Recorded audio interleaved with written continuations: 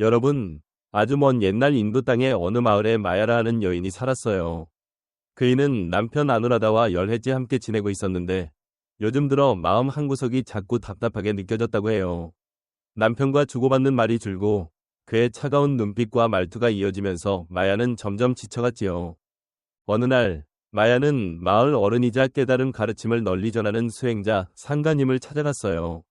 마음에 쌓인 괴로움을 털어놓으니 상가님이 조용히 말을 건네더군요. 마야여, 부부로 이어진 인연도 좋은 인연과 나쁜 인연이 있단다. 나쁜 인연을 끊을 용기가 없으면 마음의 평온은 오지 않지. 마야는 당황했어요. 나쁜 인연이라니 그게 무슨 뜻인가요? 하고 물으니 상가님은 7가지 모습을 들려주었어요. 이 7모습이 드러나는 살림이라면 과연 함께 갈 길을 다시 돌아봐야 할지도 모른다며 말이지요.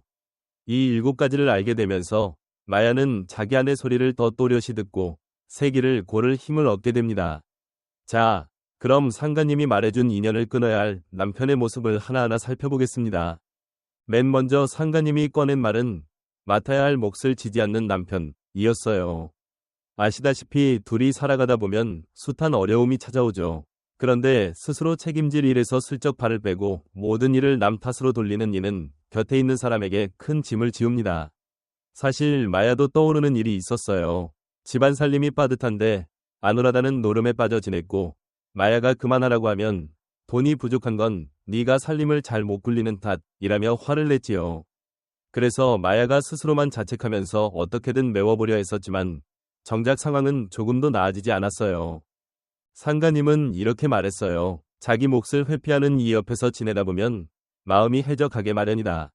그건 마음속 좋은 기운까지 앗아가는 나쁜 인연이기도 하지. 마야는 그 말을 듣고 나서야 남편이 보이는 태도가 자기에게 얼마나 큰 부담이었는지 깨달았어요. 그리고 상가님의 이어지는 말에 가슴이 흔들렸지요. 인연이란 함께 배우고 자라기 위한 것이지만 자라남을 막는 인연이라면 끊어야 할 때도 있다. 다음으로 상가님이 들려준 모습은 언어로 매번 상처를 주는 남편이에요. 말에는 힘이 있죠. 따스한 말은 사람을 살리고 북돋우지만 거친 말은 마음에 깊은 상처를 남깁니다. 마야는 상가님의 말을 곱씹으며 자신이 살아온 날들을 돌아봤어요. 남편 아누라다는 기분이 나쁘면 곧잘 고함을 치고 때로는 마야의 사람됨을 짓밟는 말을 서슴지 않았거든요. 너는 아무것도 할 줄 모르고 살림도 못하는 쓸모없는 자 라며 수없이 쏟아붓던 그 말들이 생각나자 마야의 가슴은 답답해졌지요. 상가님은 고요한 목소리로 이어갔어요. 말은 칼날과 같단다. 칼에 베이면 몸에 흉이 남지만 거친 말에 입은 상처는 마음에 박혀 아물기가 더욱 어렵지. 그렇게 거친 말을 반복해서 들으며 버티는 건 스스로를 아프게 하는 셈이다. 그리고 말하길 나쁜 인연을 가려내려면 그 사람의 말이 사랑에서 나오는지 아니면 미움이나 무심함에서 비롯된 건지 잘 살펴보라. 마야는 문득 깨닫게 됐어요. 아누라다의 거친 말들이 자기 마음을 오가매며 자유를 빼앗았다는 거려. 이대로 지내도 되는 걸까? 깊이 고민하기 시작했습니다. 상가님이 들려준 세 번째 모습은 상대를 자기 뜻대로 부리려 드는 남편이에요. 이른바 지배하려는 태도라 할 수 있지요. 이는 사랑이 아니라 집착과 욕심에서 비롯된 행동입니다. 마야는 자기 삶을 돌이켜 봤어요. 아누라다는 마야가 무엇을 하든 잔소리를 하고 친구나 가족을 만나러 가는 것조차 막으려 했거든요. 내 허락 없이 나가지 마. 내게 그런 권리는 없어. 이런 말에 겁이 난 마야는 언제부턴가 스스로 행동을 줄이게 됐어요. 어느 날 오랜 벗이 마을에 들른 적이 있었죠. 반가움에 가슴이 설렜지만 한편으로는 아누라다의 심기가 불편해질까 두려워서 갈등이 컸어요. 그러다 결국 남편을 화나게 하고 싶지 않아 만나지 않기로 했고 그 뒤로 마야 마음엔 깊은 고립감이 남게 됐어요.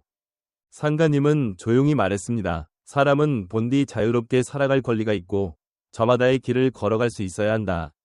하지만 상대를 지배하려는 이는 그 자유를 앗아가고 상대를 물건처럼 다루지. 그것은 사랑과 거리가 멀단다. 그리고 이어 말씀했어요. 지배를 당하는 처지에서는 스스로를 잃어가며 마음이 갈려나간다. 참된 사랑은 상대를 부리지 않고 오히려 그 자유를 귀히 여긴다. 마야는 그 말에 크게 끄덕였어요. 아누라다가 자신을 한 사람으로 대하지 않고 억압해왔다는 걸 표절이게 느낀 겁니다. 그리고 그러한 지배적 이어짐이 자기를 꽁꽁 묶어놓고 있었다는 사실도 알게 됐지요. 그 다음 상가님이 들려준 모습은 진심 어린 바름이 없는 남편이었어요. 바른 마음으로 거짓 없이 대하고 함께 지키기로 한 일을 소홀히 하지 않으며 상대를 속이지 않는 것이 바로 진실함이겠죠.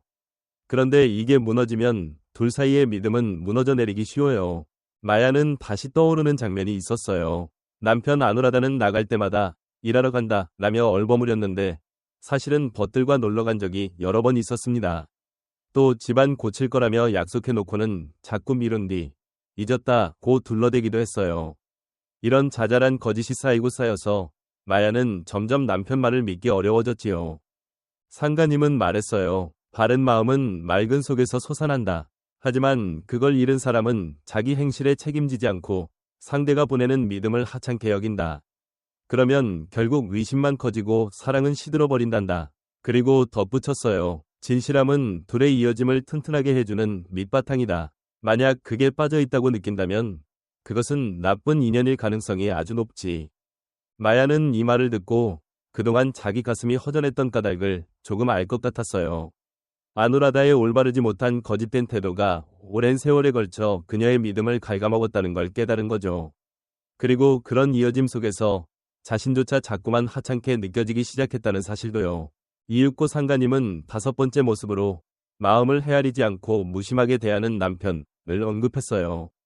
둘이 산다는 건 즐거움도 슬픔도 함께 나누는 일일 텐데 상대 감정에 공감하거나 보듬어주지 않는 사람과 함께 지내면 고립감만 깊어집니다. 마야는 오래도록 느껴온 외로움의 정체를 이제야 알았어요. 아누라다는 마야가 지쳐있어도 네가 나약해서 그렇다 고 잘라 말하고 괴롭다고 털어놓아도 그런 건 듣기 싫어 라며 피하곤 했거든요. 옆에 사람이 있어도 말 걸 상대가 없는 듯한 느낌에 마야 마음은 서서히 문을 닫아갔지요. 어느 날 마야는 친구 안바에게 속내를 털었어요. 왜 이렇게 나 혼자인 것 같을까? 하고 물으니 안바가 잔잔히 대꾸했지요. 공감 없는 이어짐은 메마른 땅을 걷는 거나 마찬가지야. 누군가가 손을 내밀어주지 않는 한 그 안에서 사람은 고립되기 마련이지. 그 말에 마야는 그만 눈물이 났어요. 자기 마음이 긴 세월 동안 메마른 땅을 걷고 있었다는 걸 깨달았거든요. 상가님은 덧붙였어요. 공감이란 상대 마음을 헤아리고 함께 있어주는 것이다. 그게 없는 이어짐은 몸은 가까워도 마음은 멀어지지. 무심한 태도는 상대 마음을 거칠게 만들고 좋은 인연을 해치고 만다. 그리고 이어 말씀했죠. 무심한 짝에게 매달리는 대신 스스로 마음의 평온을 찾으려는 길을 택하라. 그게 나쁜 인연을 끊는 첫걸음이다. 상가님 말을 곱씹으면서 마야는 속으로 물었어요. 이런 무심함 속에서 내가 계속 살아가는 게 옳은 걸까? 마야는 마침내 자신의 앞날을 진지하게 돌아보기로 마음먹었어요. 그 뒤 마야는 상가님의 가르침을 떠올리며 스스로를 다시 살펴봤고 남편과의 이어짐을 어떻게 해야 좋을지 깊이 고민했어요. 그러다 어느 날 마야는 아누라다 앞에 서서 그동안 꾹 누르고 있던 마음을 솔직히 털어놓았습니다. 우리 사이에 여러 문제가 있는 것 같아. 그렇지만 난 바뀌고 싶어. 당신은 어떻게 느끼는지 말해줄 수 있어? 그러자 아누라다는 처음엔 당황한 듯했지만 조금씩 마음을 내비치기 시작했어요. 그래, 사실 나도 우리 사이가 소원해졌다는 걸 느꼈어. 근데 어떻게 해야 좋을지 몰랐어. 그의 말을 듣고 마야는 자기가 혼자만 괴로워했던 게 아님을 깨달았지요. 이후 두 사람은 함께 상가님을 다시 찾아갔어요. 상가님은 둘에게 이렇게 일러주었어요. 인연이란 서로 함께 가꾸는 것이란다. 나쁜 인연을 끊는 것도 중요하지만 좋은 인연으로 다시 세워가기 위해 애쓰는 것 또한 사람으로서 해야 할 공부지. 마야와 아누라다는 부부로서 거듭나기 위해 서로 진심으로 마주보기로 했습니다. 무엇보다도 정기적으로 마음을 주고받는 시간을 만들어 대화하기 시작했어요. 아누라다도 마야의 애씀에 조금씩 호응을 보였고 서서히 바뀌려는 모습을 보여주었지요. 그 덕에 마야 마음속엔 서서히 밝은 기운이 깃들였어요. 예전처럼 외롭고 의심만 가득하던 마음이 줄어들고 서로 자라날 수 있다는 새 믿음이 자라났습니다. 상가님 말씀이 두 사람 가슴에 내려앉았지요. 참된 인연은 서로를 비춰주는 거울과도 같아. 서로의 흠을 깨닫고 그것을 받아들이며 부족한 부분을 채워가면서 빛을 더해가지. 물론 두 사람 앞날에 완벽한 해결이 보장된 건 아니었어요. 그렇지만 서로 애쓰겠다는 태도가 이어짐을 단단히 하고 마음의 평온을 향한 길잡이가 되어 주었습니다. 마야와 아누라다 이야기를 통해 우리 모두 인연이 얼마나 중요한지 다시 생각해 볼 수 있습니다. 깨달음 가르침에서는 인연이 우리의 삶에 깊이 얽혀 있는 사람들과 주어진 환경을 가리킨다고 해요. 좋은 인연은 기쁨을 꽃피우지만 나쁜 인연은 우리 마음의 평온을 빼앗아 가죠. 나쁜 인연을 알아채고 끊어낼 용기를 내는 건 인생을 더 나은 쪽으로 바꾸는데 큰 걸음이 됩니다. 여기서 상가님이 들려준 인연을 끊어야 할 남편 모습을 떠올려 보겠습니다. 맡아야 할 몫을 외면하는 이, 거친 말과 모욕으로 상처를 주는 이, 상대를 제 마음대로 주무르려는 이, 참된 마음이 없는 이, 그리고 상대 감정에 공감하지 않고 무심하게 대하는 이. 이야기 속에서는 이 5가지의 초점을 맞추며 마야가 남편과의 이어짐을 다시 돌아보는 모습을 그렸지요. 하지만 사실 상가님은 7가지 모습을 들려주었다고 했습니다. 그럼 왜 6번째와 7번째를 이야기에 깊이 담지 않았느냐? 그것은 깨달음 가르침이 나쁜 인연은 무조건 끊어야 한다는 것만 말하지 않기 때문입니다.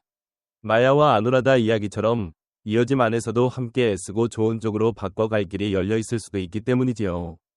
참고로 6번째와 7번째 모습은 애쓰기를 게을리하는 남편 그리고 바뀌는 걸 두려워하는 남편이에요.